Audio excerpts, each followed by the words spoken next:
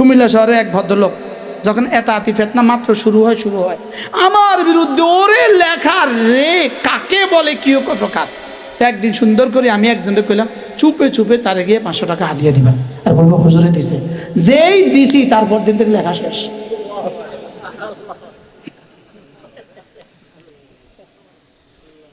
$500 টাকা হাদিয়া দিয়া বাংলাদেশে একজন আমার নামে এমন একটা জঘন্য কথা বলেছে ওয়াজের ময়দানে, বিখ্যাত ওয়াজ। তো মক্কা শরীফে আমি ওনারা দেখছি, দেখে তাড়াতাড়ি আমার সাথে কাঁদেন 500 টাকা দিয়ে আমি ওনারা দিয়ে বলবা হুজুরে পাঠাইছে। হিজরা রোডে হিজরা মসজিদের কাছে ওনারা পাইয়া বসে মুখ দেখো বাংলাদেশের বক্তা, ভিন্ন ঘরের বক্তা, আমাদের অন্য তাড়াতাড়ি আমি 500 টাকা দিয়ে আমার কাঁদে বলছি তাড়াতাড়ি দিয়ে যান, বলে হুজুরে আপনারা দেখছে আপনারা হাদিয়া পাঠাইছে। এবার আল্লাহ মামুলক সব সহ ওলামা একরাম একসাথে বসছিল, উনিও আসছিল ওই মসজিদে।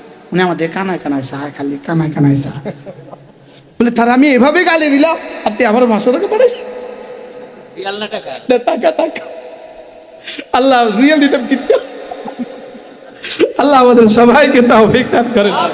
বলেন গীবত করবো না, বলেন ইনশাআল্লাহ, বলেন ইনশাআল্লাহ। হাসাদ করবো না ইনশাআল্লাহ। নিজের আখরাত নিজে বানান ওলামা ইকরাম, বলেন ইনশাআল্লাহ, বলেন।